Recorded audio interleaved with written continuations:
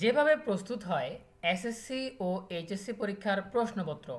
SSC ও HSC পরীক্ষার প্রশ্নপত্র কিভাবে লেখা হয় সেই প্রক্রিয়া থেকে শুরু করে কিভাবে কেন্দ্রে বিতরণ পর্যন্ত আসে, এই পুরো প্রক্রিয়া, এই পুরো মাধ্যম জানিয়ে দিব আমাদের আজকের ভিডিওতে। যারা এখনও আমাদের চ্যানেলটিকে সাবস্ক্রাইব করনি তারা এখনই সাবস্ক্রাইব করে রাখো, তাহলে পড়াশোনার সকল তথ্য এবং পরামর্শ সবার আগে পেয়ে যাবে। বাংলাদেশের চলমান উচ্চ মাধ্যমিক পরীক্ষা এইচএসসির বিজ্ঞান বিভাগের একটি বিষয়ের প্রশ্নপত্রে একাধিক ভুল থাকাকে কেন্দ্র করে পরীক্ষার্থী ও অভিভাবকদের মধ্যে ক্ষোভ ও উদ্বেগ তৈরি হয়েছে।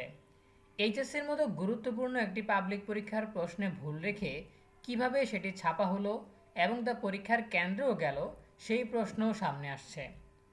সামাজিক যোগাযোগ মাধ্যম থেকে শুরু করে রাজপথ পর্যন্ত বিভিন্ন জায়গায় বিষয়টি নিয়ে বিক্ষোভ ও সমালোচনা শুরু হওয়ার পর শিক্ষা মন্ত্রণালয় স্বীকার করে নিয়েছে যে পদার্থবিজ্ঞান প্রথম পত্রের সৃজনশীল অংশের দুটি প্রশ্নে ভুল ছিল। ভোগান্তির জন্য দুঃখ প্রকাশ করে শিক্ষামন্ত্রী ডক্টর আ.ন.ম এহসানুল হক মিলন দাবি করেন, তারা দায়িত্ব নেওয়ার আগেই প্রশ্নগুলো তৈরি করা হয়েছিল। আমরা দায়িত্ব পেয়েছি 4 মাস। আগের কোয়েশ্চেন মডারেটর কোয়েশ্চেন করেছেন। আপনি জানেন যে কোয়েশ্চেন মডারেট করতে হলে একটি প্রক্রিয়া 2 বছর আগে থেকে শুরু করতে হয়। আমরা এসে কোনো কোয়েশ্চেন তৈরি করতে পারিনি। বিগত গভর্নমেন্টের যেই মডারেটর ছিল তারাই কোয়েশ্চেন করেছে। মঙ্গলবার সংসদে বলেন শিক্ষামন্ত্রী ডক্টর আ.ন.ম এহসানুল হক মিলন। তারপরও যে প্রশ্নগুলোতে ভুল ধরা পড়েছে, খাতা মূল্যায়নের সময় সেগুলোর পূর্ণ নম্বর যোগ করে দেওয়া হবে বলে ঘোষণা দিয়েছেন শিক্ষামন্ত্রী। এসব শিক্ষকের উপর প্রশ্নপত্র চূড়ান্ত করার দায়িত্ব ছিল যাদের উপর, তাদেরকে সাময়িকভাবে বরখাস্ত করা হয়েছে বলেও জানান ডক্টর এহসানুল হক মিলন। বোর্ড কর্মকর্তারা বলছেন, এসএসসি ও এইচএসসির মতো পাবলিক পরীক্ষার প্রশ্নপত্র তৈরির প্রক্রিয়াটি বেশ স্পর্শকাতর এবং সময় সাপেক্ষ। একটা প্রশ্নপত্রের খসড়া তৈরি করার পর সেটি চূড়ান্ত করে পরীক্ষার হল পর্যন্ত পৌঁছাতে কয়েকটি ধাপ পার করতে হয়। এই ক্ষেত্রে পুরো প্রক্রিয়াটির সঙ্গে নির্বাচিত কিছু শিক্ষক ও কর্মকর্তা যুক্ত থাকেন এবং প্রতিটি ধাপেই সতর্কতা ও গোপনীয়তা বজায় রাখা হয়, বলছিলেন যশোর মাধ্যমিক ও উচ্চ মাধ্যমিক শিক্ষা বোর্ডের পরীক্ষা নিয়ন্ত্রক এস.এম. হোসেন আলী। বিএনপির সরকার ক্ষমতা গ্রহণের পর ঘোষণা করেছে যে এখন থেকে দেশের সব সাধারণ শিক্ষা বোর্ডে এসএসসি ও এইচএসসি পরীক্ষা অনুষ্ঠিত হবে অভিন্ন প্রশ্নপত্রে। সেই ধারাবাহিকতায় গত 2রা জুলাই থেকে বাংলাদেশের 9টি সাধারণ শিক্ষা বোর্ডে অভিন্ন প্রশ্নপত্রে এইচএসসি পরীক্ষা অনুষ্ঠিত হচ্ছে। এই ক্ষেত্রে মানবিক, বিজ্ঞান ও বাণিজ্য বিভাগের প্রতিটি বিষয়ে বহু নির্বাচনী বা এমসিকিউ এবং সৃজনশীল এই 2টা অংশের পরীক্ষা নেওয়া হচ্ছে। এখন যেসব প্রশ্নপত্রে পরীক্ষা নেওয়া হচ্ছে সেটি তৈরির প্রক্রিয়া শুরু হয়েছিল গত বছর, বলছিলেন ঢাকা মাধ্যমিক ও উচ্চ মাধ্যমিক শিক্ষা বোর্ডের পরীক্ষা নিয়ন্ত্রক জেসমিন তাসলিমা বানু। কর্মকর্তারা বলছেন, বিভিন্ন বিষয়ে প্রশ্নপত্র তৈরির জন্য প্রতিটি শিক্ষা বোর্ডেই আলাদা একটি করে তালিকা থাকে। সাধারণত অভিজ্ঞ শিক্ষকরাই ওই তালিকায় স্থান পান এবং প্রশ্নপত্র তৈরির উপর তারা বিশেষভাবে প্রশিক্ষণপ্রাপ্ত, বলেন যশোর শিক্ষা বোর্ডের পরীক্ষা নিয়ন্ত্রক মিস্টার আলী। তালিকাভুক্ত ওই শিক্ষকদের মধ্যে থেকে এক একটি বিষয়ে 4 জন শিক্ষককে খসড়া প্রশ্নপত্র তৈরি করতে বলা হয়।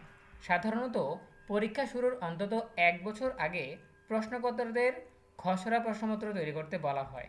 এক্ষেত্রে শিক্ষকদের মধ্যে যারা যে বিষয়ে অভিজ্ঞ ও পারদর্শী তারাই ওই বিষয়ে প্রশ্ন তৈরির দায়িত্ব পান, বলেন ঢাকা শিক্ষা বোর্ডের কর্মকর্তা মিস বানু।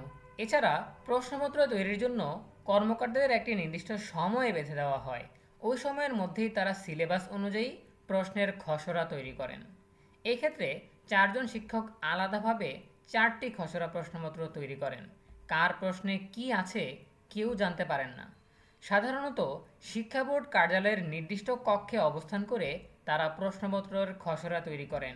ওই সময় অন্যদের কাছ থেকে তাদের যোগাযোগ বিচ্ছিন্ন রাখা হয়। মোবাইল ফোন, ক্যামেরা বা অন্য কোনো রেকর্ডার সেখানে নেওয়া নিষিদ্ধ থাকে, বলেন মিস বানু।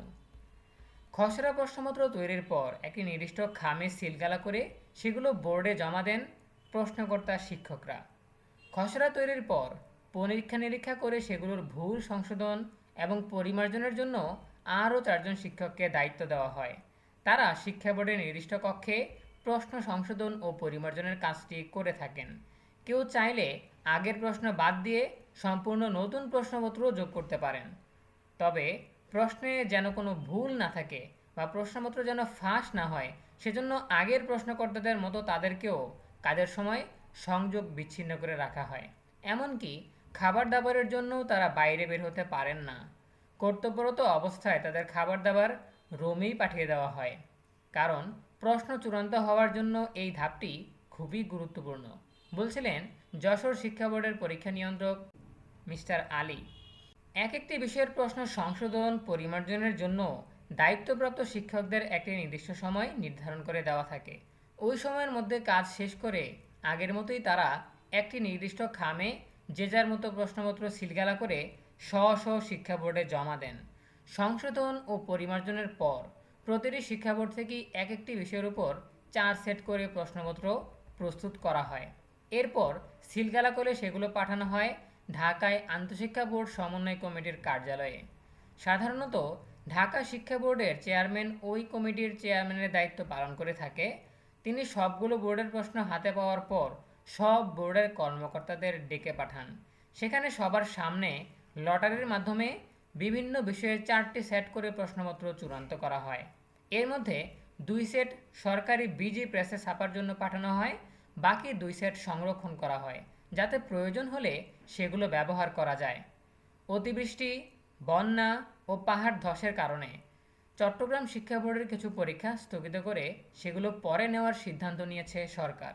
এই ক্ষেত্রে বিকল্প প্রশ্নপত্র ব্যবহার করে তাদের পরীক্ষা নেওয়া যাবে বলে জানিয়েছেন কর্মকর্তারা। যদিও এর আগে প্রতিটি শিক্ষা বোর্ডে আলাদা আলাদা প্রশ্নপত্রের পরীক্ষা নেওয়া হতো, এখন এক বোর্ডের চেয়ারম্যানকে অন্য বোর্ডের জন্য লটারি করে প্রশ্নপত্র নির্বাচন করতেন। কিন্তু এবছর সারা দেশে পরীক্ষা হচ্ছে একই প্রশ্নপত্রে। তারপরও অতীতের ধারাবাহিকতা বজায় রেখে 9টি সাধারণ শিক্ষা বোর্ড থেকে মোট 36 সেট প্রশ্নপত্র আন্তঃশিক্ষা বোর্ড সমন্বয় কমিটির কাছে জমা পড়েছে বলে জানিয়েছে কর্মকর্তারা। লটারি হওয়ার পর কর্মকর্তাদের কেউ সেটি আর দেখতে পারেন না। সিলগালা অবস্থায় প্রতিটি বিষয়ের 2 সেট প্রশ্নপত্র ছাপানোর জন্য পাঠানো হয় বিজি প্রেসে, বলছিলেন ঢাকা শিক্ষা বোর্ডের পরীক্ষা নিয়ন্ত্রক জেসমিন তাসলিমা বানু। লটারির মাধ্যমে সেট চূড়ান্ত হওয়ার পর ছাপানোর জন্য সেগুলো নেওয়া হয় সরকারি ছাপাখানায়। এরপর পরীক্ষার্থীদের সংখ্যা অনুযায়ী কোন বোর্ডে কী পরিমাণ প্রশ্নপত্র লাগবে সেটার একটা হিসাব সেখানে পাঠানো হয়। প্রেসে পাঠানোর পর সব বোর্ডের প্রশ্নপত্র ছাপানো শেষ হতে কখনো 2 থেকে 2.5 মাসও সময় লেগে যায়, বলেন ঢাকা শিক্ষা বোর্ডের কর্মকর্তা মিস বানু। সেজন্য পরীক্ষার অন্তত 3 থেকে 4 মাস আগে চূড়ান্ত প্রশ্নপত্রগুলো ছাপাখানায় নেওয়া হয়। চাহিদাপত্র হাতে পাওয়ার পর সেখানকার কর্মকর্তারা সেটি অনুযায়ী প্রশ্নপত্র ছাপান। এক্ষেত্রে যারা ছাপানোর কাজে যুক্ত রয়েছেন তারাও যেন প্রশ্ন না দেখেন বা ফাঁস করতে না পারেন সেটিও নিশ্চিত করা হয়, বলছিলেন যশোর শিক্ষা বোর্ডের পরীক্ষা নিয়ন্ত্রক ASM হোসেন আলী। ছাপানো শেষ হলে প্রশ্নপত্রে ভর্তি প্যাকেট সিলগালা করে আইন শৃঙ্খলা রক্ষাকারী বাহিনীর পাহারায় বিভিন্ন জেলায় পাঠিয়ে দেওয়া হয়। এরপর লোহার ট্রাঙ্কে ভরে সেগুলো রাখা হয় জেলার ট্রেজারি কার্যালয়ে। এরপর পরীক্ষার কয়েকদিন আগে সেগুলো উপজেলা পর্যায়ে পাঠিয়ে দেওয়া হয়। জেলা সদরে সাধারণত ট্রেজারিতে রাখা হলেও উপজেলা পর্যায়ে প্রশ্নপত্র রাখা হয় থানায় পুলিশ স্টেশনে।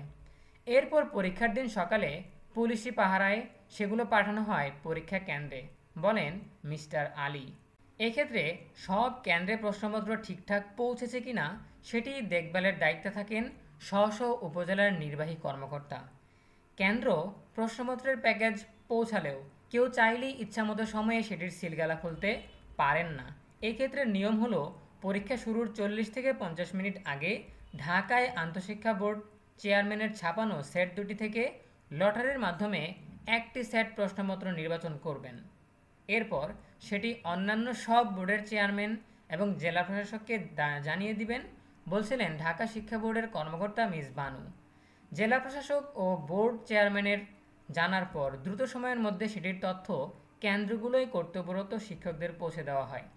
এরপর কেবল প্রশ্নপত্রের ওই একটি সেট খুলে সেটিতে পরীক্ষা নেওয়া হয়, আর প্রশ্নপত্রের দ্বিতীয় সেটটি অক্ষত অবস্থায় বোর্ড অফিসে ফেরত পাঠানো হয়। কর্মকর্তারা বলছেন, স্কুল কলেজের পাবলিক পরীক্ষাগুলোয় যে প্রক্রিয়ায় প্রশ্নপত্র প্রস্তুত করা হয় সেখানে ভুল থাকার সুযোগ সেভাবে থাকে না। তারপরও মাঝে মধ্যেই প্রশ্নপত্র ভুল দেখা যায়। এর মধ্যে কিছু কিছু ভুল হয় প্রিন্টিং মিস্টেক বা ছাপানোর ত্রুটির কারণে, বলছিলেন যশোর শিক্ষা বোর্ডের পরীক্ষা নিয়ন্ত্রক এস হোসেন আলী। এক্ষেত্রে ছাপানোর পর থেকে পরীক্ষা অনুষ্ঠিত হওয়ার আগ পর্যন্ত প্রশ্নপত্র দেখার সুযোগ না থাকার কারণে এই ধরনের ত্রুটির বিষয়ে জানা বা সংশোধন করার সুযোগ থাকে না বলে জানান কর্মকর্তারা। কিন্তু সম্প্রতি উচ্চ মাধ্যমিকের পদার্থবিজ্ঞান প্রথম পত্রের প্রশ্নে যেই দুটি ভুল ধরা পড়েছে সেটি কোনো ছাপানোজনিত ত্রুটি ছিল না। এই ক্ষেত্রে যেটি ঘটেছে সেটাকে দায়িত্বে অবহেলা বলা যেতে পারে, বলেন মিস্টার আলী। বিষয়টি নজরে আসার পর আন্তঃশিক্ষা বোর্ড তদন্ত করে দেখেছে প্রশ্নপত্রটি তৈরি ও সংশোধন করেছিল মূলত সিলেট শিক্ষা বোর্ডের কয়েকজন শিক্ষক। নিয়ম অনুযায়ী তাদের বিরুদ্ধে ব্যবস্থা নেওয়া হচ্ছে। পদার্থবিজ্ঞান প্রথম পত্রে ভুল প্রশ্নপত্র প্রণয়নে দায়ী ব্যক্তিদের ইতোমধ্যেই সাময়িক বরখাস্ত করা হয়েছে। বুধবার সংসদে বলেন শিক্ষামন্ত্রী আনম এহসানুল হক মিলন। কিভাবে এ ধরনের ভুলের ঘটনাটি ঘটল সেটি বের করার জন্য তদন্ত শুরু হয়েছে বলেও জানিয়েছেন কর্মকর্তারা। সেখানে দোষ প্রমাণিত হলে অভিযুক্তদের বিরুদ্ধে বিধি অনুযায়ী বিভাগীয় ব্যবস্থা নেওয়া হবে বলে জানানো হয়েছে। এছাড়া পরীক্ষার আগে কেউ প্রশ্নপত্র ফাঁস করলে বাংলাদেশের প্রচলিত আইনে তাকে সর্বোচ্চ 5 বছরের কারাদণ্ড ও আর্থিক জরিমানার বিধান রয়েছে। সো এই ছিল আমাদের হাতে থাকা সর্বশেষ তথ্য। এখান থেকে আমরা প্রশ্নের খসড়া প্রস্তুত থেকে শুরু করে প্রশ্নপত্র বিতরণ পর্যন্ত প্রত্যেকটা ধাপ পুঙ্খানুপুঙ্খভাবে জেনে নিতে পারলাম। সেই ক্ষেত্রে প্রশ্নপত্র প্রণয়ন নিয়ে তোমাদের ধারণা আরও স্পষ্ট হয়েছে এবং তোমাদের মধ্যে যে দ্বিধাদ্বন্দ্ব ছিল বা ভুল ধারণা ছিল সেগুলোও আসলে দূর হয়েছে।